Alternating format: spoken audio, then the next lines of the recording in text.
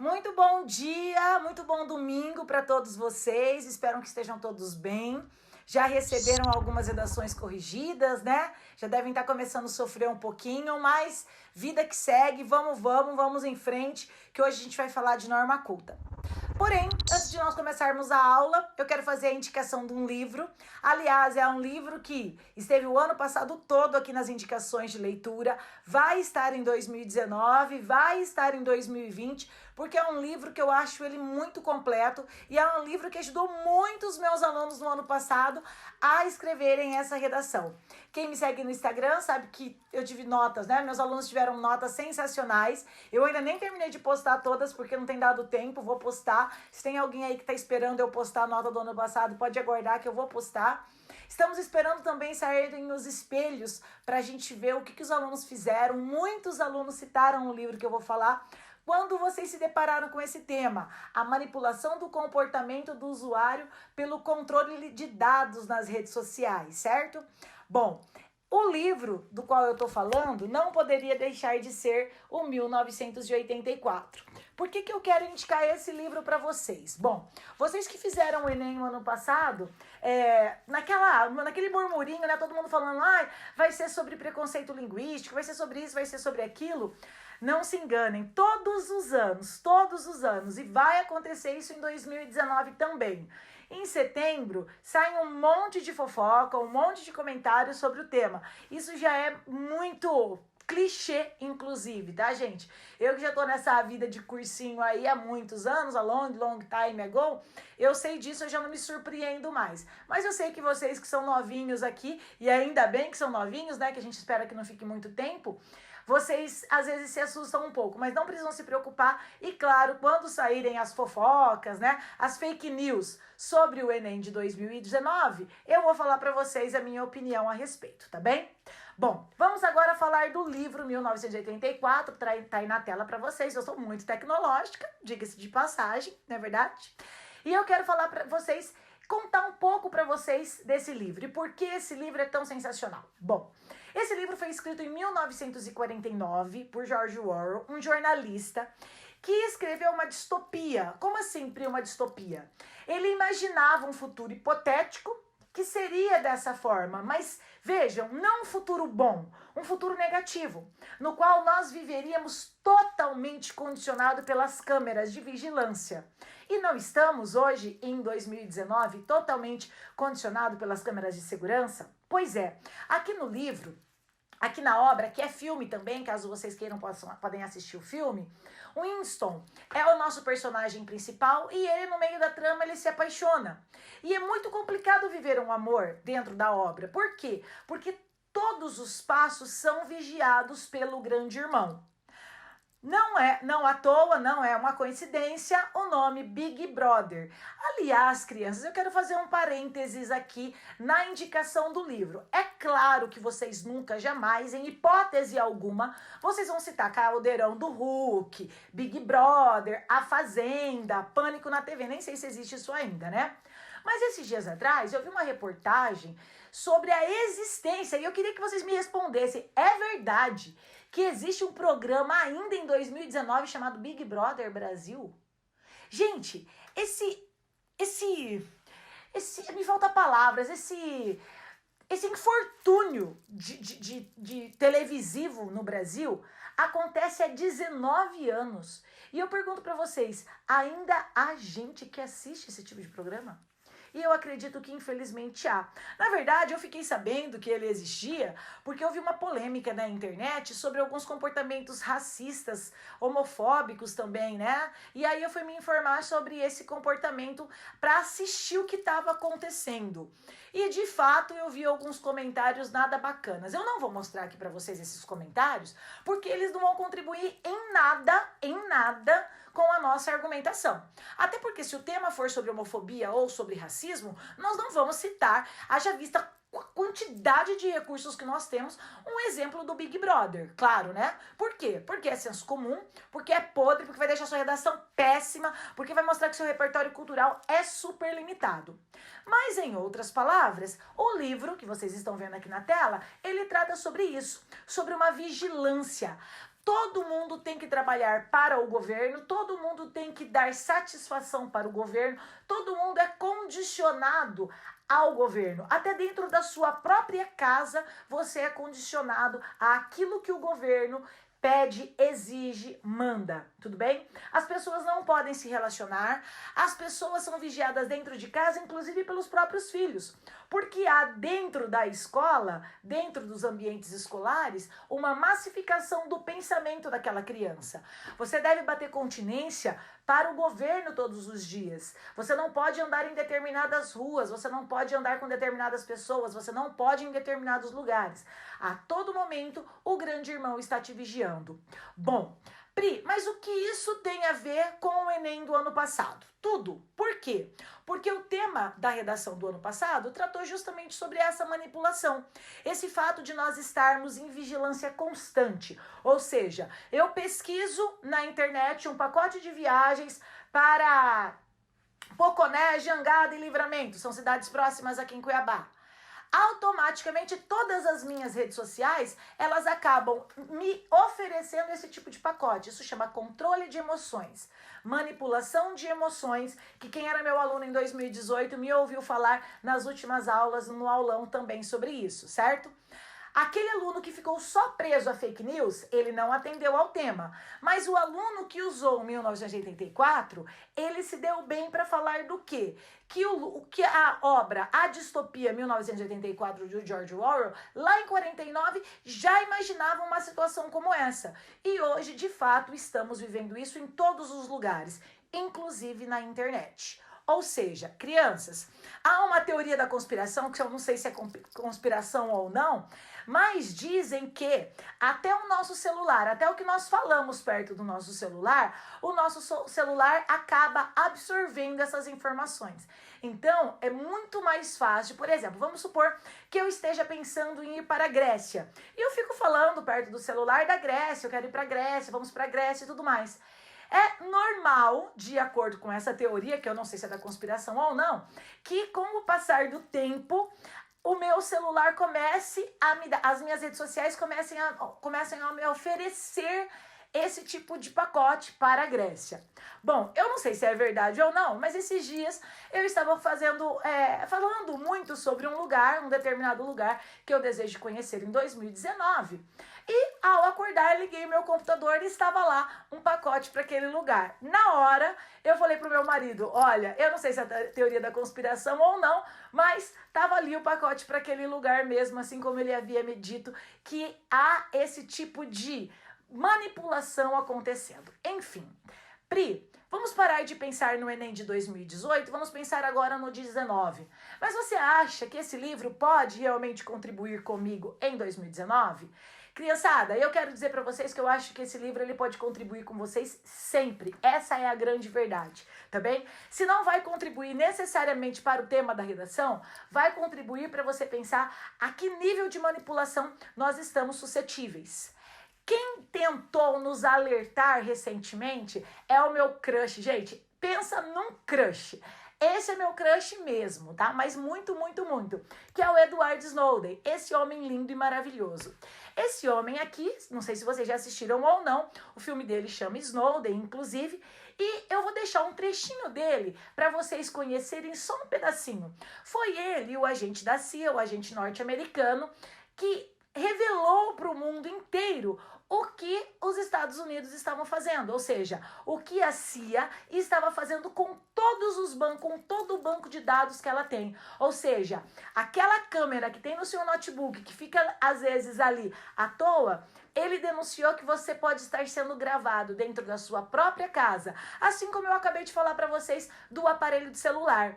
O Snowden ainda está exilado, né? Ele recebeu abrigo na Rússia e ainda está na Rússia. No ano de 2018, a Rússia renovou esse tempo que ele pode passar lá, mas ele ficou durante 3 meses morando dentro de um aeroporto sem conseguir asilo político. E é claro, assim que a Rússia encerrar esse asilo, muito provavelmente o Edward Snowden está despatriado, né? Se volta para os Estados Unidos, obviamente, ele será, infelizmente. Eu vou colocar esse eco aqui na minha oralidade, porque na oralidade eu posso, para mostrar para vocês que será uma grande pena, claro, né?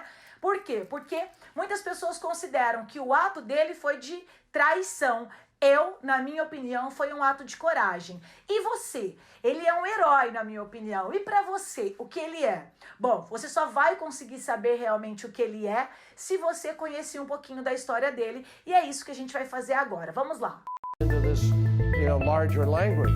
The bottom line is, this is a man who has betrayed his country, who is sitting in Russia, an authoritarian country, where he has taken refuge. Do you think that it will come a time when you can go back to the US without being prosecuted for treason, which is what you would face today if you go back? I would really like to think so, but that's not a question I can answer. That's up to my government. There's no question that if I could choose anywhere in the world to be, I'd be at home in the United States with my family, working for my government, and doing everything I can to continue contributing to the society that I love so much. But the reality is that there's a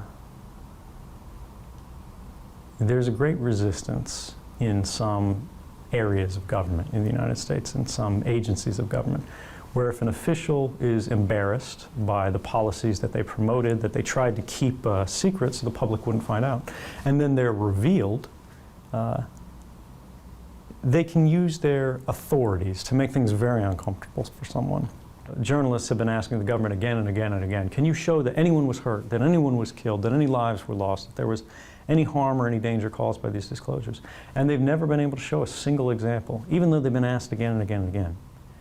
But the political situation in regard to myself hasn't really changed. And I would like to hope that there will be a chance for a better public discussion about how we protect whistleblowers from the retaliation of government in the United States and other countries around the world. But until then, I'll have to wait. Under which conditions would you go back now? You have a lawyer trying to negotiate a deal with the American government so you can go back home. What would be the conditions for you to go back now?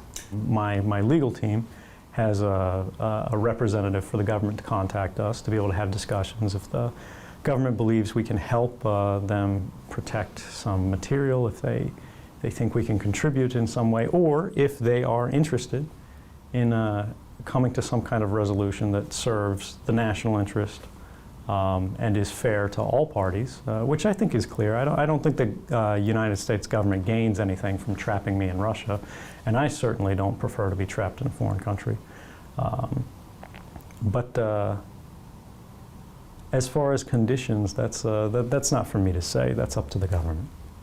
Do you still have some documents with you? No. Because I knew I would be traveling through Russia, and I know Russia has a very sophisticated, professional, and aggressive intelligence service, I didn't want there to be any risk of espionage or that somebody could ask me for information. So I destroyed my custody of documents before I transited through Russia. Some people in the US, and it was published by major newspapers, speculated that the Chinese had your laptop drained before you left China. Right. This was a famous accusation made by members of Congress who had been embarrassed by these because they were responsible for the policies that have been revealed, and they needed some kind of attack, some response. So they said that I didn't know what I was doing. I was some guy who had all these laptops full of information just spilling out of these computers, and I walked through China and they drained them. They put a buck under it and they stole these secrets. But it's really crazy because I was a cybersecurity expert. I taught officials at the Central Intelligence Agency, Defense Intelligence Agency, National Security Agency, how to protect themselves in areas like China against specifically these kind of things. Some members of the Congress say that you are a defector. Ô Brasil, me fala, como que grava desse jeito? Como que grava desse jeito? Olha, pleno domingo de manhã, meio-dia, meu intestino fino tá comendo grosso, eu tô morrendo de fome. Dá uma olhada, Brasil, dá uma olhada. Ontem ela me perguntou assim, mami, por que todas as mães não trabalham de final de semana? Fala, oi, levanta aqui, deixa eu te levantar. Ui. Fala, oi. Fala, bom dia, Brasil. É tímida, puxou a mãe. Manda beijo, tchau. Tchau, mamãe trabalhar. Saindo. Então, galera, a sugestão que eu vou deixar pra vocês hoje é do livro 1984. Eu vou deixar a Isa agora. A Isa, ela dirige esse canal Ler Antes de Morrer e eu gosto muito de indicá-la sempre pra vocês. Vocês vão ver aqui durante o nosso curso, muitas vezes eu trazendo ela pra vocês. Por quê? Porque de todas as sugestões de leitura e de todos os comentários, de todas as resenhas que eu a vi fazendo, e olha que eu já assisti bastante, eu sempre achei os comentários dela muito sensatos. E por eu achá-la sensata, então eu sugiro que vocês vejam também um pouquinho do que ela vem falar para vocês do livro 1984. A sugestão da semana é essa obra maravilhosa de George Orwell, desse jornalista que para mim é um ícone do jornalismo mundial, além de Aldous Huxley e do Leonardo Sakamoto, também o brasileiro, né? E deixo para vocês também o próprio filme e o documentário do Edward Snowden. Eu tenho certeza que todos eles vão contribuir demais com o repertório cultural de vocês e vão fazer com que vocês borbulhem de ideias quando vocês se depararem com os próximos temas de redação, tá bem? Um beijo, vejo vocês já já no nosso encontro de adequação à norma culta. Fica um pouquinho agora com Ler Antes de Morrer sobre a obra magnífica 1984. É com vocês.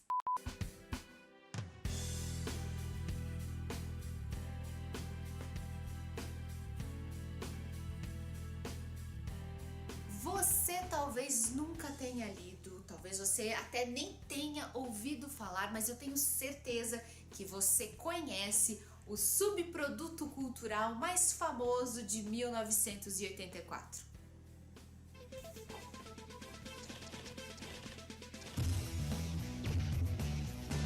Sim, o Big Brother, esse produto assim tão bom, essa joia da televisão. Antes que você fale que é da TV brasileira, não é, viu? É um formato internacional, ele é igual no mundo inteiro, ele é vendido por uma empresa holandesa chamada Endemol, que por curiosidade é a mesma que produz uma série de programas como Masterchef, Dança dos Famosos, The Voice, Topa ou Não Topa, enfim, quase toda a programação da TV brasileira é feita pela essa tal dessa Endemol. E aposto que você pensava que TV era uma coisa criativa, não é? E eu sei que parece incrível, mas a obra que inspirou esse produto televisivo tão superficial, tão ruim mesmo, é um livro de muita qualidade, extremamente influente, extremamente admirado como um dos mais revolucionários do século passado. É 1984, do George Orwell. E o George Orwell, isso você precisa saber, ele foi um jornalista britânico muito talentoso, muito corajoso e um artista difícil de classificar. O senso comum costuma dizer que, como ele escreveu 1984 e também A Revolução dos Bichos, por ele ter escrito essas duas obras que são críticas ao socialismo soviético, portanto, ele era um defensor do capitalismo. Essa segunda parte já é uma simplificação meio tosca, feita pela propaganda norte-americana durante a Guerra Fria. Grandes escritores, eles não são como os formatos da Endemol, que são fáceis de identificar, classificar e reproduzir em qualquer lugar do mundo. Pelo contrário, grandes escritores são artistas complexos, difíceis de classificar, muitas vezes contraditórios e que nunca se encaixam em rótulos fáceis. Em 1984, George Orwell mais uma vez está falando sobre o grande tema das distopias, a liberdade. Na resenha de A Revolução dos Bichos, que eu fiz faz muito tempo aqui no canal, você se lembra, a gente viu que para o George Orwell, mesmo as melhores intenções podem resultar em tirania quando os indivíduos concordam em abrir mão da própria liberdade. A história, eu acho que você se lembra, é uma espécie de uma metáfora, uma fábula protagonizada por animais, que funciona como uma alegoria da Revolução Russa e depois da formação da União Soviética. O livro não foi escrito exatamente com essa intenção, mas ele acabou sendo adotado como um instrumento de propaganda do capitalismo durante a Guerra Fria. A mesma coisa aconteceu com 1984, só que aqui a proposta dele era ainda mais ousada. Aqui ele imagina uma sociedade no futuro, mais precisamente no ano de 1984, exatos 35 anos depois da publicação, em 49. Ele imagina uma sociedade onde não existe liberdade absolutamente nenhuma. O protagonista é um homem chamado Winston. Ele mora na cidade que no passado tinha sido Londres e ele trabalha para um ministério dentro do governo. Um governo tirânico, repressivo, liderado por uma figura central, o Grande Irmão. Nessa sociedade onde tudo é controlado, inclusive a língua e o passado, a função do Winston é editar reportagens de jornal antigas, alterando os fatos para que a história, o passado, esteja de acordo com as diretrizes do governo atual. Ironicamente, esse lugar onde ele trabalha se chama Ministério da Verdade, o que parece uma grande piada, mas na verdade faz muito sentido, porque nessa sociedade a única verdade que existe é a verdade do governo, do partido. Então, não tem mentira nenhuma se você alterar os fatos, as coisas que realmente aconteceram, porque o partido mandou você alterar.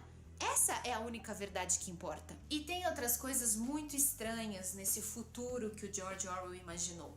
O mundo inteiro está dividido agora em 3 países, em 3 superpotências, que, ao que tudo indica, são todas governos totalitários, então basicamente não tem muito para onde você fugir. E a vida do Winston vai seguindo de uma maneira meio deprimida, meio, a sensação de que tem alguma coisa errada, mas vai mudar completamente quando ele se apaixona pela Julia, uma colega de trabalho.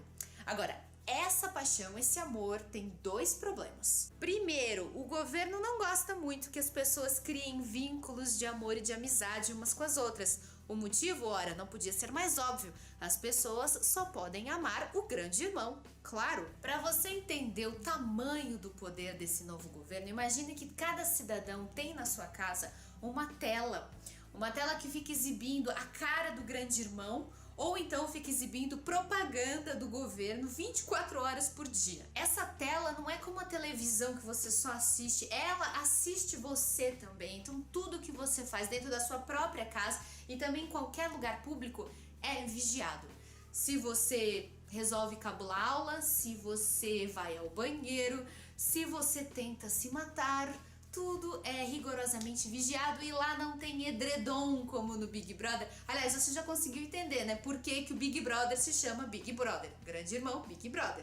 Então, sendo assim, é claro que o Grande Irmão vai perceber se você se apaixonar por outra pessoa, não é verdade? E o segundo problema é que a Julia, ela é uma rebelde. Olha só, para piorar as coisas, ele se apaixona por uma rebelde. A Julia, olha só que escândalo, ela odeia o Grande Irmão.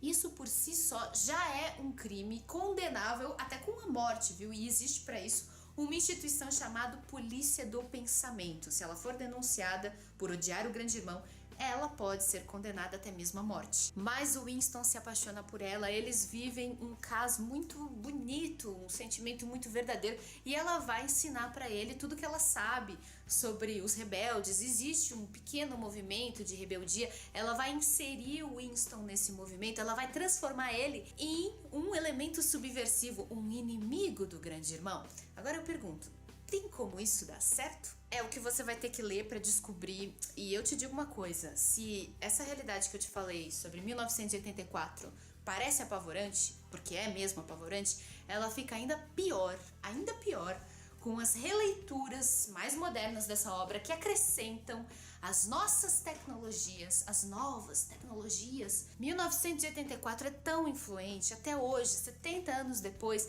esse livro ainda é usado como exemplo para explicar para as pessoas, para ensinar para as pessoas o quanto que foi difícil conquistar as nossas liberdades individuais, liberdade de ir e vir, liberdade de pensamento, liberdade de expressão, quanto foi difícil conquistar tudo isso e como que a gente deve lutar por isso com unhas e dentes. Os governos, eles vão sempre dizer assim, ah não, ainda mais hoje, né, com câmera pra todo lado, eles vão sempre dizer, não, mas a gente vigia vocês pra sua própria segurança. É pra proteger dos terroristas, é pra proteger dos bandidos, é pra proteger dos marcianos. Mas a nossa obrigação, eu sei que vi um pouco de vigilância até necessária, mas a nossa obrigação é gritar, é fazer um escândalo toda vez que eles vão longe demais. Por exemplo, se você agora aí na sua casa, se você digitar no Google como entrar para o Estado Islâmico, pode ter certeza que alguém nos Estados Unidos vai ficar sabendo. E se eles acharem que você tem cara de terrorista ou de potencial terrorista, eles vão fazer uma varredura na sua vida social,